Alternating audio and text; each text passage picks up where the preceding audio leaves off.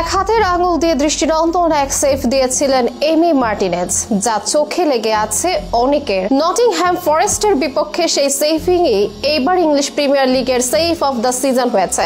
আর একবার প্রমাণিত হয়েছে এমি মার্টিনেজের শ্রেষ্ঠত্ব। জাতীয় দল হোক বা ক্লাব, সবখানে তিনি অনন্য। ভাবুন তো, মাত্র 4 বছরে একজন গোলকিপার যদি জিতে নেয় দুটো ইয়াসিন ট্রফি, 2বার ফিফার বর্ষসেরা goalkeeper, world cup golden gloves, 2বার কোপার গোল্ডেন গ্লাভস, তবে কি তিনি শুধু আর ভালো কিপার হিসেবেই থাকেন, নাকি হয়ে ওঠেন একজন গেম চেঞ্জার, একজন ইতিহাস নির্মাতা? এমি মার্টিনেজ কেবল যেন ম্যাচ বাঁচান না, তিনি আর্জেন্টিনার স্বপ্নও বাঁচান। ম্যারাডোনার পরবর্তী যুগে আর্জেন্টিনা কাঁদছিল সেই শূন্যতায়, আর সেই শূন্যতা শুধরে দেওয়ার অন্যতম নায়ক এমি।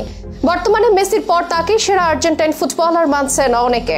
আর্জেন্টাইন এই নামি দামি গোলকিপারের ইনসেন ইম্প্যাক্ট নিয়ে থাকছে আমাদের বিশেষ স্পোর্টস আয়োজন। 1990 সালের পর আর্জেন্টিনার গোলপোস্টে কেউ আর কিংবদন্তি হয়ে ওঠেনি। সেই বিশ্বকাপের সেমিফাইনালে সার্জিও গয়কোচিয়া ছিলেন একজন নায়ক, যার পেনাল্টি সেভ আর্জেন্টিনাকে এনে দেয় ফাইনালের টিকিট। তারপর শূন্যতা আসলো বার্গোস কাভালেরো, ক্যারিজো কিংবা আফবন্দান জিয়েরে, সবাই মাঝারি মানের অথবা নির্ভরতা হারানো নাম। এরপর থেকে গোলপোস্টের দায়িত্ব যার হাতে, সেই সার্জিও রেমেরো ছিলেন এক ফাইনাল হারু। বিশ্বকাপে জার্মানির বিপক্ষে 4 গোল, কোপার ফাইনালে হারে ট্রাই বেকারে ভেঙে পড়া মুহূর্ত, সব মিলে তিনি ভালো হলেও কখনোই ছিলেন না ইন্ডিভিজুয়াল গেম চেঞ্জার। এরপর 2018 বিশ্বকাপে এক মহা দুর্ভাগ্যজনক অধ্যায়, যেখানে আর্জেন্টিনা খেলেছিল কার্যত কিপার ছাড়াই। উইলফ্রেডো ক্যাবেরোর সেই ভুলগুলো ছিল আন্তর্জাতিক লজ্জার প্রতীক, আর ফ্র্যাঙ্কো আরমানির উপস্থিতিও ছিল এক কাপা ভরসার নাম। তখনই দেশটির ফুটবল প্রেমীদের কণ্ঠে উঠে আসে দীর্ঘশ্বাস, আমাদের একজন ভালো গোলকিপার নেই। কিন্তু 2021 সালে সব বদলে দিল এক দেওয়ালে পিঠ থেকে যাওয়া খেলোয়াড়ের আবির্ভাব, ডেমিয়ান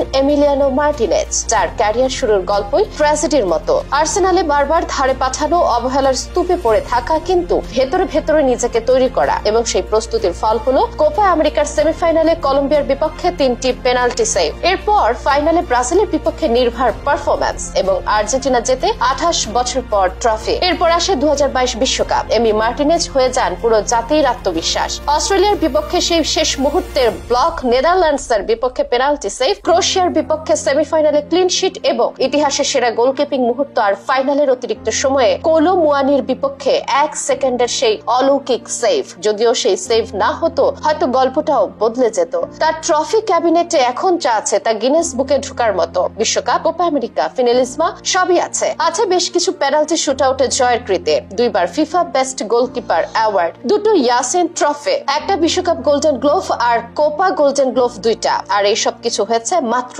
2021 থেকে 2024 সময়ের মধ্যে। এই সময়ে আর্জেন্টিনা হারেনি একটি ফাইনালও। মেসি যেমন গোল এবং অ্যাসিস্টে ছিলেন দলের মেরুদণ্ড, এমি ছিলেন শেষ দেয়াল, শেষ আশা। আর প্রতিটি পারফরমেন্স দলের ট্রফির সঙ্গে সরাসরি সংযুক্ত। এই অনন্য রেকর্ড আর্জেন্টিনার ইতিহাসে মার্টিনেজকে নিয়ে গেছে এমন এক জায়গায়, যেখানে আজ পর্যন্ত ম্যারাডোনার পর শুধু মেসি ছিলেন। আসলে এত বছর আর্জেন্টিনার ছিল বিশ্বমানের ফরওয়ার্ড, মিডফিল্ডার, ডিফেন্ডার, কিন্তু ছিল না এমন এক গোলকিপার যে ম্যাচ জেতায়, ট্রফি বাঁচায়। সেই শূন্যতা পূরণ করেছেন এমি মার্টিনেজ, যিনি তার নিজের হাতেই লিখেছেন দেশের নতুন ফুটবল ইতিহাস। তাই আজ যদি ম্যারাডোনা পরবর্তী আর্জেন্টিনার সেরা 5 খেলোয়াড় বেছে নিতে হয়, তবে সেই তালিকায় মেসির পর দ্বিতীয় নাম আসবে নিঃসন্দেহে এমি মার্টিনেজের। প্রতিনিয়ত তার ইনসেন ইম্প্যাক্ট দেখে সে কথাই বলছেন আর্জেন্টাইন সমর্থকদের অধিকাংশ।